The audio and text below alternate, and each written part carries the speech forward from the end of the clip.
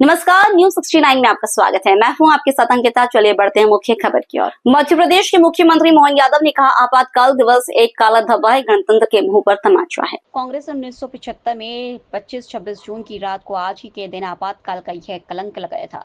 इंदिरा गांधी ने कोर्ट के फैसले के बाद ऐसा किया था। कांग्रेस अपने निजी फायदे के लिए कभी कानून व्यवस्था या नियमों का पालन नहीं करती। आज ग्वालियर में कांग्रेस के साथ ही बाबा साहब अम्बेडकर के लिए घड़ियाली आंसू बहा रहे हैं। बेहतर होगा कि वे कांग्रेस के पिछले पापों के लिए माफी मांगे। पर तमाचा कांग्रेस ने आज ही के दिन 1975 में 25 और 26 की रात ये जो कलंक लगाया था, इंदिरा गांधी जी ने अपने चुनाव हारने के बाद कोर्ट के द्वारा दिए गए निर्णय के परिप्रेक्ष्य में, चूंकि कोर्ट ने उनके चुनाव का योग्य बताते हुए राजनारायण जी को विजय श्री देने का निर्णय सुनाया था। लेकिन जैसा कि होता आया, कांग्रेस हमेशा अपने व्यक्तिगत स्वार्थ के लिए कानून, संविधान, व्यवस्था, किसी नियम को नहीं पालन करती है। और अंबेडकर जी के लिए आज ग्वालियर में कांग्रेस के मित्र घड़ियाली आंसू बहा रहे हैं। वो बेहतर होगा कि उपवास में याद करें कि अंबेडकर जी को जीते जी उनने कितना त्रास दिया है। अंबेडकर जी को जीते जी जिस संविधान निर्माता ने संविधान बनाया, उसको उस निर्वाचन की प्रक्रिया से उस पार्लियामेंट में भी नहीं जाने देने का पाप अगर किसी के सिर पे है तो कांग्रेस के सिर पे है। कांग्रेस ने उनको एक भी चुनाव जीतने नहीं दिया। उपचुनाव जब उनके दो पार्टी के जीते, एक उपचुनाव में उनके सदस्य ने इस्तीफा देकर उनको निर्वाचन का मौका दिया, तो प्रधानमंत्री रहते हुए तत्कालीन प्रधानमंत्री श्रीमान जवाहरलाल नेहरू उस उपचुनाव में भी प्रचार करने गए और वहां पर भी उनकी आत्मा उनको हरा करके मानी। दुर्भाग्य के साथ कहना पड़ेगा, वो जीते जी उनको जितना कष्ट दिया, मरने के बाद भी, उनके शरीर छूटने के बाद, एक ऐसे महान अंबेडकर जी जिनने अपने जीवन के सभी पक्षों से समता आधारित समाज, संविधान कितना योगदान दिया, लेकिन उनको देहावसान के बाद दिल्ली में उनके अंतिम संस्कार का भी मौका नहीं दिया है।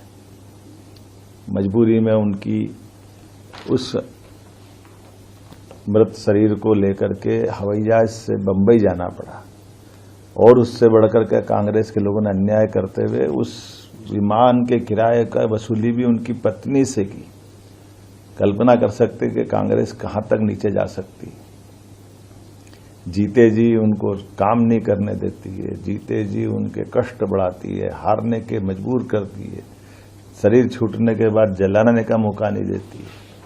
जिस विमान से ले जाते हैं उस विमान का किराया उनकी पत्नी से वसूल करती। तो आज का दिन अच्छा है, ग्वालियर में कांग्रेसी मित्र उपवास कर रहे हैं। बेहतर होगा कि वो अपने उस कांग्रेस के अतीत के पापों की क्षमा प्रार्थना करें। और ये जो पूरा घटनाक्रम अंबेडकर जी के प्रतिमा को लेकर के ये पूरा संकट खड़ा किसने खड़ा किया? कांग्रेस ने पहले विरोध किया और कांग्रेस ही आज बजाय ये कोर्ट में, हाई कोर्ट के चीफ जस्टिस की कमेटी के पास जाए, उनसे वहां निवेदन करे कि हाँ आप जल्दी निराकरण करो, हमारा पक्ष सुनो, लेकिन बजाय वहां करने के वोट की राजनीति करने ग्वालियर में जनता को मूर्ख बनाने आए।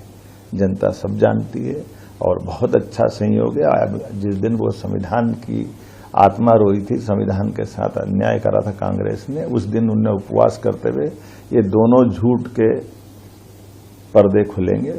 अंबेडकर जी के साथ उनके द्वारा किया गया अन्याय और संविधान के साथ, संविधान में संशोधन 42वां और 39वां, जिसके आधार पर इंदिरा गांधी जी ने अपने आप को प्रधानमंत्री पद को सभी न्यायालयीन कार्रवाई से ऊपर मान लिया था। ऐसा तो कभी हुआ ही नहीं, जिसको शाह आयोग कमीशन ने बाद में सिद्ध किया कि हाँ ये गलत हुआ है 1978 में, कि आपातकाल भी गलत था और ये संविधान का संशोधन ही गलत है। इससे बढ़कर क्या होगा? तो बेहतर होगा कांग्रेस अपनी आत्मा के अंदर टटोले और लोकतंत्र की भावनाओं को जाने। जनता इसीलिए उनको घर बिठाती है और ऐसी हरकतों से और जनता की निगाह में वो नीचे गिर रहे हैं। फिलहाल इस बुलेटिन में इतना ही। आप बने रहिए न्यूज 69 के साथ। नमस्कार।